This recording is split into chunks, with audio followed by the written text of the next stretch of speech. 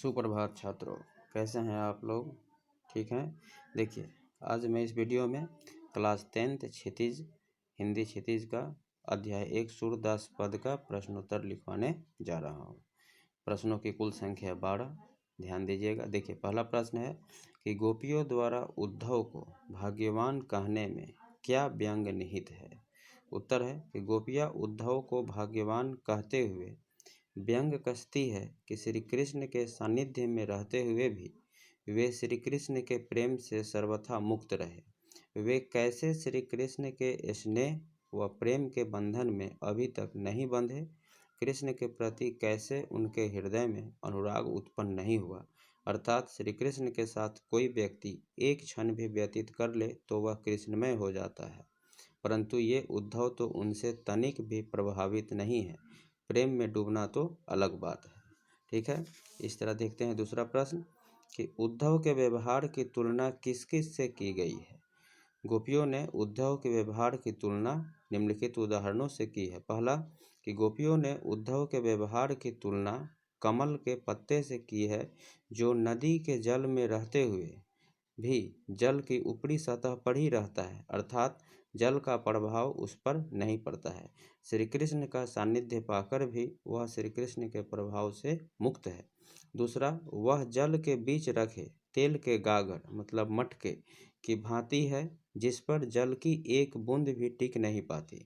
उद्धव पर श्री कृष्ण का प्रेम अपना प्रभाव नहीं छोड़ पाया है, जो ज्ञानियों की तरह व्यवहार कर रहे हैं। हम लोगों ने 2 प्रश्न देखा।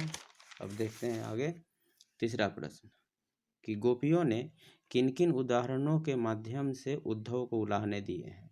देखते हैं कि गोपियों ने निम्नलिखित उदाहरणों के माध्यम से उद्धव को उलाहने दिए हैं। पहला, कमल के पत्ते जो नदी के जल में रहते हुए भी जल के प्रभाव से मुक्त रहता है। दूसरा, जल के मध्य रखी मतलब बीच में रखी तेल की मटकी, जिस पर पानी की एक बूंद भी टिक नहीं पाती। कड़वी ककड़ी जो खा ली जाए तो गले से नीचे नहीं उतरती। ठीक है। प्रेम रूपी नदी में पांव डुबा कर भी उद्धव प्रभाव रहित है। यह उलाहना था। चौथा प्रश्न देखिए, उद्धव द्वारा दिए गए योग के संदेश ने गोपियों की विरह अग्नि में घी का काम कैसे किया। तो गोपियाँ उत्तर है कि गोपियाँ इसी दिन के इंतजार में अपने जीवन की एक एक घड़ी को काट रही है कि श्री कृष्ण हमसे मिलने का वादा करके गए हैं। वे इसी इंतजार में बैठी थी कि श्री कृष्ण उनके विरह को समझेंगे, उनके प्रेम को समझेंगे और उनके अतृप्त मन को मतलब असंतुष्ट मन को अपने दर्शन से तृप्त करेंगे। परंतु यहाँ सब उल्टा होता है। श्री कृष्ण तो द्वारका जाकर उन्हें भूल ही गए हैं। उन्हें न तो उनकी पीड़ा का ज्ञान है और न ही उनके विरह के दुख का, बल्कि उद्धव को और उन्हें समझाने के लिए ऊपर में है देखिए, उन्हें समझाने के लिए भेज दिया है। किसको? उद्धव को,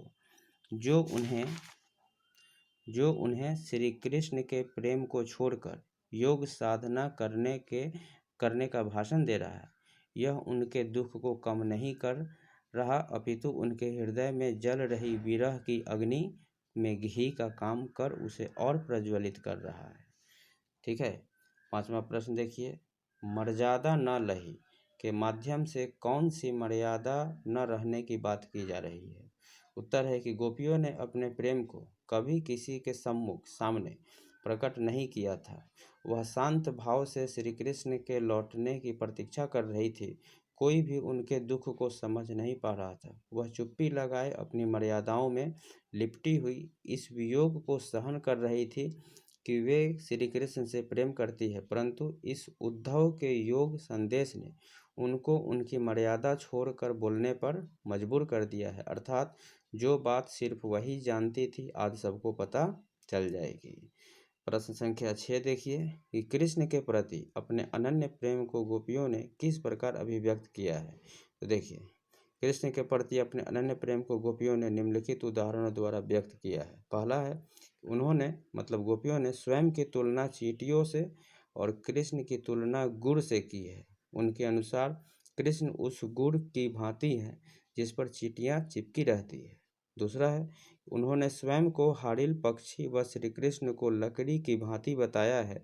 जिस तरह हाड़िल पक्षी लकड़ी को नहीं छोड़ता, उसी तरह उन्होंने मन क्रम वचन से श्री कृष्ण की प्रेम रूपी लकड़ी को दृढ़तापूर्वक पकड़ लिया है। चौथा है कि वह श्री कृष्ण के प्रेम में रात दिन सोते जागते सिर्फ कृष्ण का ही नाम रटती रहती है।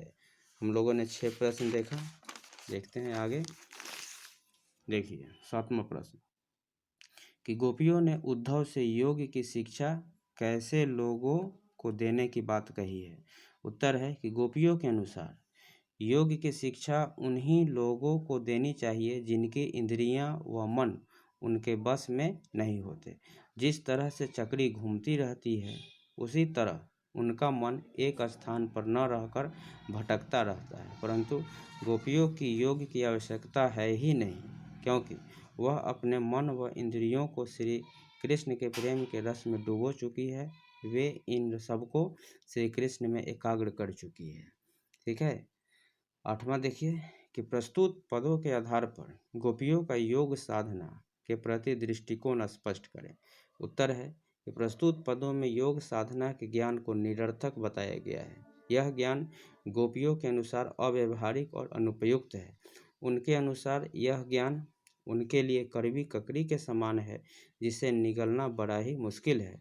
सूरदास जी गोपियों के माध्यम से कहते हैं कि यह एक बीमारी है, वो भी ऐसा रोग जिसके बारे में तो उन्होंने पहले कभी न सुना है और न देखा है। इसलिए उन्हें इस ज्ञान की आवश्यकता नहीं है। उन्हें योग का आश्रय तभी लेना पड़ेगा जब उनका चित्त एकाग्र नहीं होगा।